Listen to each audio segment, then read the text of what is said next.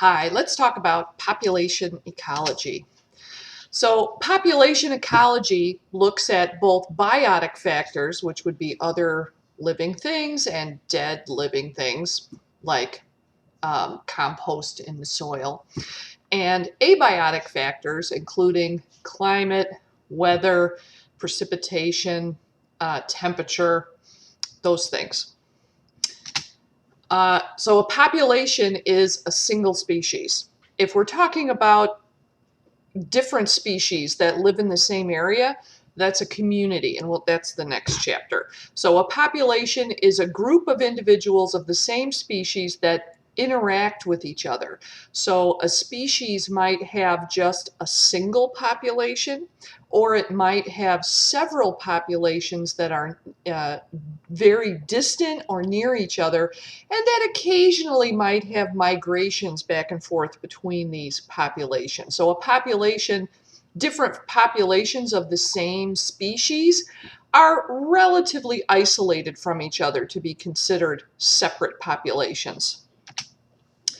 The density and dispersion of a population is something that ecologists are very interested in, and we can group the type of dispersion of organisms into three basic types, which we'll talk more about. The density is just a number, so it's the number of individuals per some unit area. You know, the number of individual animals in per square mile or per square kilometer. And then there are three basic dispersion patterns, which reflect specific characteristics of a species. So each species is going to have a particular type of dispersion. The clumped dispersion is the most common. Clumped means that organisms in the same species, in the same population, tend to live together perhaps in family groups, or are clumped together for other reasons because of food resources, for example, or shelter or nesting sites. So herding animals would be an example of an organism that you would find in a clumped dispersion. Uniform dispersion is more unusual. This is usually found in animals that have some sort of territoriality. So if they're actively repelling each other, we tend to get a uniform dispersion where there's the same distance between each individual or between small family groups of individuals. And if they're very territorial, like for example, these are nesting penguins, they're going to peck any individuals that get too close, and they're going to stay distant away from each other. Random dispersion, this is something we see a lot, especially with plants, because wherever the seed lands, that's where it's going to grow because they are not mobile. And randomness means if a population is randomly distributed, that means there isn't any strong territoriality governing this, and there's no attraction to one another that would lead to clumping, like in herds. The density is going to be the result of how many individuals come into that particular population, immigration, and how many individuals leave that population, and also births and deaths.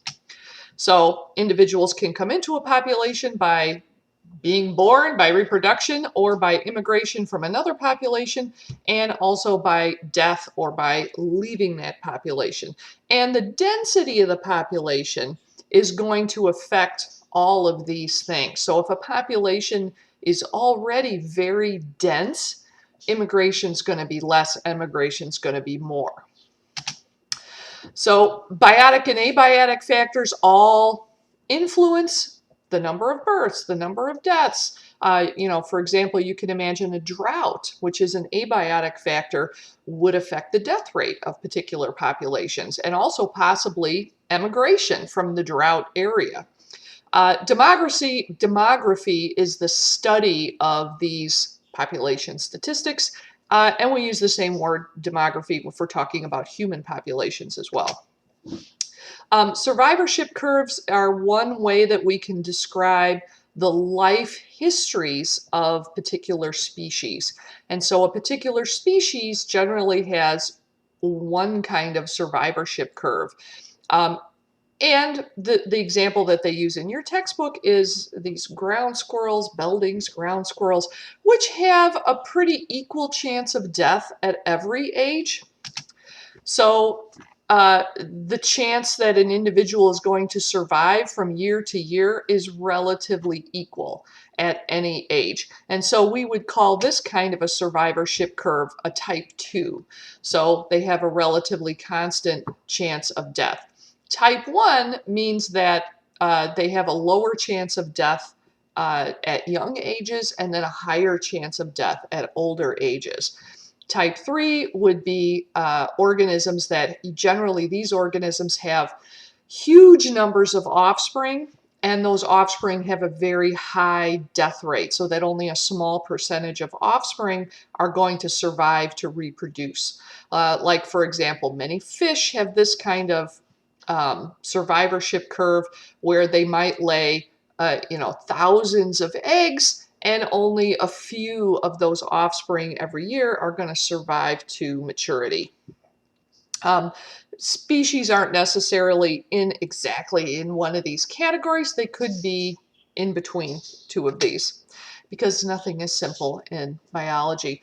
Now for survivorship curves here. Now, they always use, for some reason, humans as the example. Every textbook I've ever seen, I think, uses humans as the example of the type 1 survivorship curve, with low chance of death at young ages and increasing chance of death at older ages. But the one thing that this kind of smooths over and leaves out is infant mortality, and especially pre-industrial human societies had, and some still do, have extremely high infant mortality, where individuals only had a 50% chance of surviving to age 5. And that was certainly true for hunter-gatherers. There was about a 50% death rate for individuals under 5. But if you made it to age 5, you had a very good chance of surviving to maturity. So these curves take them as a very generalized curves, and that they're kind of smoothing over things that could be a whole class in themselves. So the reproductive rate is also important. Different species have very different reproductive rates. So the reproductive rate, there's several ways to measure the reproductive rate, and generally we measure it a little bit differently for humans than for other animals. So one of the ways to measure reproductive rate is to just focus on the number of females that reach maturity every year, because females are generally the limiting factor in reproduction, because whether it's a species that produces lots of eggs or few live birthed offspring, the number of females and how many offspring they can produce in a year is generally the limiting factor for reproduction. So that's usually the focus of figuring out the reproductive capacity of any species. And for humans, we often use fertility rate, they call it, which is the average number of offspring any woman might have in a particular region, population, country, continent, whatever geographic area we're interested in, because that's generally the limiting factor. And it's also much more difficult to know often exactly how many offspring males have, unless you're doing genetic testing to see who is the actual father of the offspring. And that would be true for any animal species that you're studying. So there's two kind of types of population growth. Exponential population growth is an extremely rapid increase in the population. And this we generally see under ideal conditions where there is no limit for that particular population size in terms of number of food, competition for territory, undesirable climate conditions or weather conditions that year, like it's not a drought or something. And under those conditions, there are some species that can undergo exponential growth, and really any species could undergo exponential growth with the right conditions and if you monitor them over the right amount of time. So if you monitor population growth and you see a curve that's shaped like a letter J, that is what we call exponential growth. And no population can continue indefinitely because of the carrying capacity of the particular environment for that particular species. So some of the ways that we study this kind of population growth, sometimes scientists study it using species that have extremely rapid reproduction, like locusts, which have periodic exponential growth depending on the environmental conditions. And also when there's some kind of a disruption, like a species has been almost wiped out and then it rebounds, as happened with elephants in the South African park, Kruger National Park in South Africa. Hunting was stopped in, I forget exactly when, 1940s, something like that, 1940s, 1950s. And the elephant population started to grow exponentially once they were protected. And in fact, and you'll notice this is an example of a graph that this is from your textbook. I would call it a slightly deceptive graph because they want to give an example of a J-shaped curve. But you notice what year they stopped collecting data here? 1966. And when I saw this graph, my first question was, this was 50 years ago. What has happened to the elephant population since then? Well, what happened was they realized that in 1966 that the population, if they did nothing, that the elephants were going to destroy all of the vegetation in the park, and then there would be a crash in the population. So they didn't want a crash to happen. So they started to slow the population growth by culling animals, which when you hear that term, that means that they're shooting them or killing them in some way. That was very unpopular. They stopped doing that in around 1990. They started also giving birth control to some of the female elephants with some kind of a long-term shot that it would wear off after a few years to try to reduce the birth rate. And they were somewhat successful. The elephant population in the park today is about 12,000, and there's still a very much debate about how to manage this population. Since the entire elephant population is on the decline, it worries me that they're limiting population growth in this healthy population of elephants. So one of the things they're doing as well is removing animals and reintroducing them to areas that don't have enough elephants or have a declining elephant population. And the elephant population is declining for two reasons. One reason is for ivory. Their tusk ivory is highly desirable, even still today in certain areas like in China. Illegal elephant ivory is still used for carvings and ornamental purposes. And also from habitat destruction. The population in Africa, various African countries where elephants live, has increased. Elephants are very destructive to farms, as you can imagine. And it's very difficult for farms to coexist with elephants. And so people shoot the elephants that are damaging their crops. And, the elephant can destroy an entire crop on a farm in one night. So that's a constant conflict going on. But the elephant population continues to decline. So hopefully we can do something about it. Although the total elephant population in Africa is still over 100,000 elephants, it's declining still today.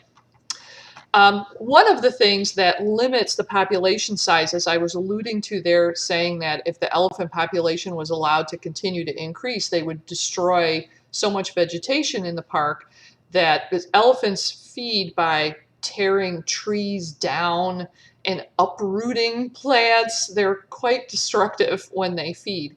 Every population in a particular environment has what we call a carrying capacity, and that's the maximum number of that particular species that can live in that environment stably. That's how many individuals that population, that environment can support. So there's debate right now amongst scientists who are working with the Kruger National Park staff, what is the elephant carrying capacity of the park? And some individuals want to put that number as low as 7,000 elephants, and others say that number could go as high as 20,000 elephants, and they would be perfectly fine. So carrying capacity, we use the letter K to stand for carrying capacity, and you might wonder, well, why are we using a K when it clearly starts with the letter C? And that's because the person who came up with this concept was an old German scientist back in the early 1800s. And the German letter for capacity starts with a K, not a C. So we use the K because in science, the person who first describes a phenomena gets to name it. So a capital K stands for carrying capacity. We always use a capital letter K for carrying capacity. It's like a mathematical constant. The same thing. We have a particular letter that would stand for that particular constant. So carrying capacity could change depending on the abundance of food in a particular year, the amount of precipitation in a particular year. If it's a drought year and the carrying capacity goes down for particular species, there could be starvation and death, and the population could go down. So that's what the carrying capacity tells us. So it's not always going to be the same in the same place. It can vary depending on environmental conditions.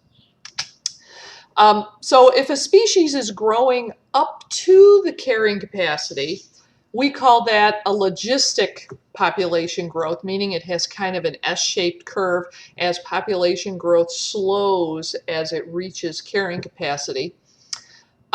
So this is exponential growth here, and obviously nothing can go on indefinitely growing exponentially. Eventually, food is going to run out, resources are going to run out. Something's going to happen that's going to reverse that growth. Nothing can grow exponentially forever. And hopefully, somebody should tell economists that, because the same thing would hold true for the economy.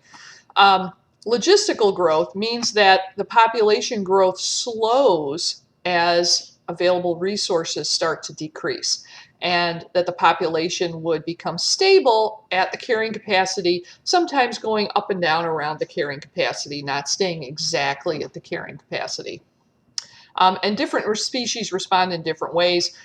Some species go way beyond the carrying capacity, and then the population will crash way down as they completely destroy the environment. The population will crash, and then it will slowly grow again. And then as the environment recovers, it will have another explosion of growth. So these hypotheses about population growth have been studied using many different organisms, including fruit flies and rats, but also paramecium, because you can have huge numbers of experiments going very cheaply. You can have a single species culture. You can control the amount of food that you put into the culture, and you can count them fairly easily. So paramecium are popular for studying population growth, and in one particular experiment, growing paramecium with a limited amount of food. So of course you're adding new food and removing wastes from their culture medium, because otherwise they'd eventually poison themselves with their waste. That they quite nicely reach a carrying capacity, and they are not going through sexual reproduction. They're only just dividing by mitosis in these type of experiments. Other populations like this experiments were also done with Daphnia. Daphnia are a multicellular animal. They have their own phylum, which we'll learn about when we get to the animals section. And when they did the same type of experiments with Daphnia in the lab, they're microscopic and very small. They're, in fact, not much larger than Paramecium.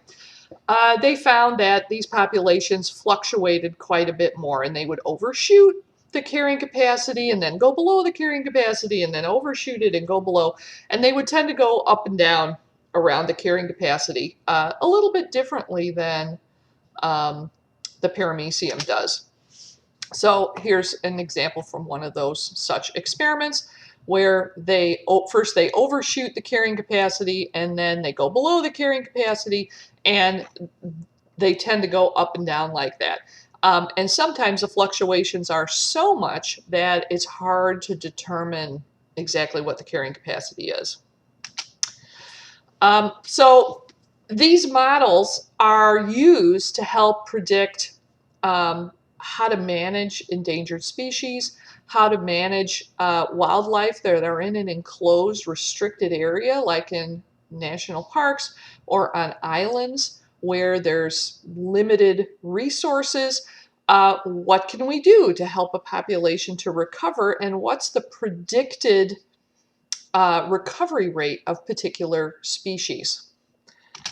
One particular species that's been scientists have been trying to help them recover is cheetahs in the wild. Cheetahs have had a particularly difficult time recovering. They had a huge population crash in all their known habitats in the 1800s, and they're slowly recovering from that. And these kind of predictions are one of the ways that scientists use to decide if their management of the populations are working. So life history traits are one of the things that's going to help us figure out whether a population is going to be potential for exponential growth, or whether it's more likely to only see logistic growth. That's going to depend on the things about the organism's reproduction, and also like, for example, how often they reproduce, the age at maturity. Are they a fast reproducing species? Are they a slow reproducing species? How many offspring can they produce per year? Do they just reproduce once and then die? All these things are going to make a difference. So when they're trying to figure out, for example, what we should expect from the recovering whale population, some whale species have, even though most whaling stopped in the 1970s, I think 1979 was the first treaty to ban whaling.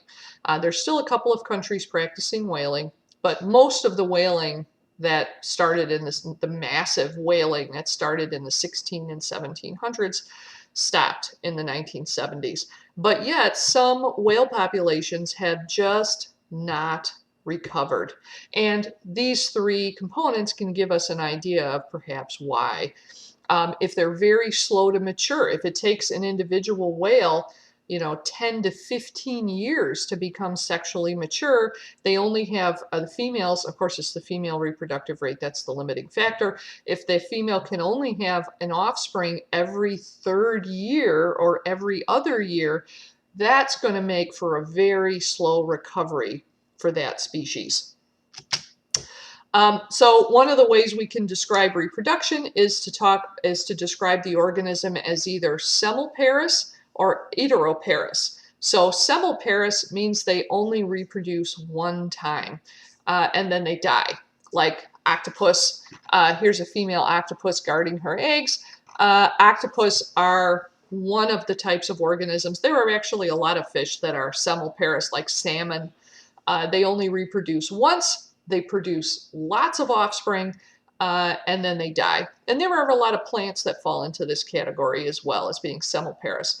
Species that are heteroparous, hetero is the Latin root that means repeat. So if you've heard the word iterations, like you might say, oh, I noticed there's a lot of different Fast and Furious movies. How many iterations of this movie are there? So how many different sequels do they have?